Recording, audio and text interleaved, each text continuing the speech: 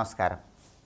ఈరోజు శనివారం త్రయోదశి తిథితో కలిసి వచ్చింది. దీన్ని శని త్రయోదశిగా జరుపుకుంటాము. శని త్రయోదశి సందర్భంగా జాతకంలో శని దోషాలు, రాశిపరంగా ఉన్న శని దోషాలు అన్నీ తొలగింపజేసుకోవటానికి ఇంట్లో దీపారాధన చేశాక శని షోడశనామ స్తోత్రాన్ని పఠించుకోవాలి. సహజంగా శని త్రయోదశి రోజు అందరూ శని భగవానుడికి నవగ్రహ ఆలయంలో తైలాభిషేకం చేసుకుంటారు, నువ్వులు దానం ఇచ్చుకుంటారు, రుద్రాభిషేకం చేసుకుంటారు. అలాగే శని ప్రీతి కోసం ప్రత్యేకమైన స్తోత్రాలు పఠిస్తారు. అయితే అన్నిటికంటే స్తోత్ర పఠనం విశేషమైన శుభ ఫలితాలను కలిగింపజేస్తుంది. ఎందుకంటే శని భగవానుడు స్తోత్రప్రియుడు అని పురాణాల్లో చెప్పారు. కాబట్టి శని త్రయోదశి సందర్భంగా ఏ శక్తివంతమైన శని షోడశనామ స్తోత్రాన్ని ఇంట్లో దీపం పెట్టాక పఠిస్తే సంపూర్ణంగా శని దోషాల నుంచి బయటపడవచ్చో ఇప్పుడు మనం చూద్దాం. కోణ శనైశ్చరో మందః ఛాయా హృదయనందనః మార్తాండజస్తథా సౌరిః పాతంగీ గ్రహనాయకః అబ్రాహ్మణః క్రూరకర్మ నీలవస్త్రాంజనద్యుతిః కృష్ణా ధర్మానుజః శాంతః శుష్కోదర వరప్రదః. ఇది శని షోడశనామ స్తోత్రం. దీనిలో ఉన్నటువంటి అర్థాన్ని భావాన్ని పరిశీలిస్తే కోణ శనైశ్చరో మందః అంటూ శనిని కీర్తిస్తున్నాం. శని భగవానుడికి ఒక ప్రత్యేకమైన కోణస్థితి ఉంది. కోణస్థితి అంటే శని భగవానుడికి పడమర దిక్కు అంటే ప్రీతిపాత్రం. అలా పడమర దిక్కు ప్రీతిగా కలిగినటువంటి ప్రత్యేకమైన కోణస్థితి కలిగిన శని భగవానుడికి నమస్కారం అని అర్థం. అలాగే మెల్లగా సంచరించే స్వామి, నెమ్మదిగా సంచరించే స్వామికి నమస్కారం అనే అర్థంలో శనైశ్చరో మందః అంటూ కీర్తిస్తున్నాం. ఛాయా హృదయనందనః. ఛాయా హృదయనందనః అంటే అర్థం ఏంటంటే తన తల్లి అయినటువంటి ఛాయాదేవి హృదయానికి ఆనందాన్ని కలిగింపజేసే శనైశ్వరుడికి నమస్కారం అని అర్థం. మార్తాండజస్తథా సౌరిః అంటూ కీర్తిస్తున్నాం.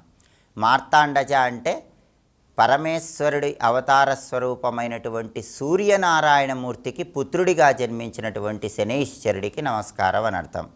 సౌరిః అంటే సూర్యుడి కుమారుడు అని అర్థం. అలాగే పాతంగీ గ్రహనాయకః అంటూ కీర్తిస్తున్నాం. పాతంగి అంటే అర్థం ఏంటంటే పతంగం అంటే ఆకాశంలో సంచరించేదని అర్థం.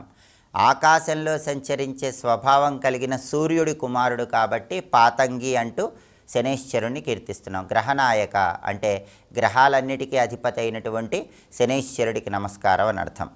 అబ్రాహ్మణ అంటే అర్థం ఏంటంటే శని భగవానుడు ప్రత్యేకమైనటువంటి వైదిక కర్మలు నిర్వహించకుండా ఆయన ఎప్పుడూ కూడా ధ్యానంలో ఉంటాడు, తపస్సు చేసుకుంటూ ఉంటాడు. అందువల్ల అబ్రాహ్మణ అంటూ శనిని కీర్తిస్తున్నాం. క్రూరకర్మ, క్రూరకర్మ అని ఎందుకు కీర్తిస్తామంటే భక్తులైనా సరే జ్యోతిష శాస్త్రపరంగా శని దశలు వచ్చినప్పుడు కొన్ని రకాలుగా పీడించి జీవితంలో ఒక సాఫల్య స్థితి వాళ్ళకు వచ్చేలాగా చేస్తాడు. అందుకే క్రూరకర్మ అంటూ శని భగవానుడిని కీర్తిస్తున్నాం.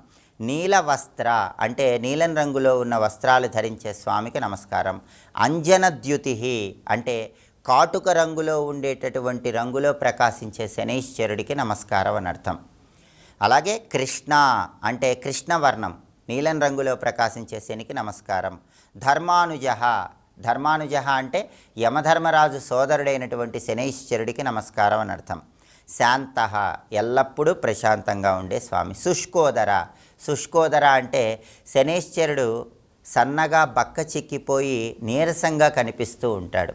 అందుకే ఆయన్ని శుష్కోదర, కృషించిపోయినటువంటి వాడు అనే అర్థంలో ఇక్కడ కీర్తిస్తున్నాం.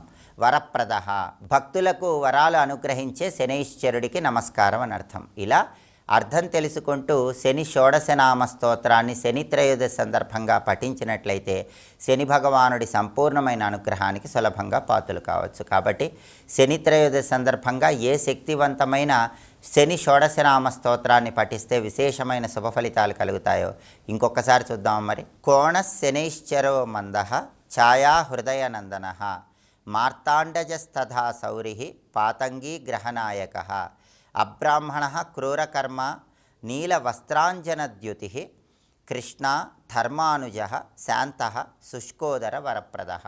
షోడశనామ స్తోత్రం చదువుకోండి, శని దోషాలన్నీ తొలగింపజేసుకోండి. స్వస్తి.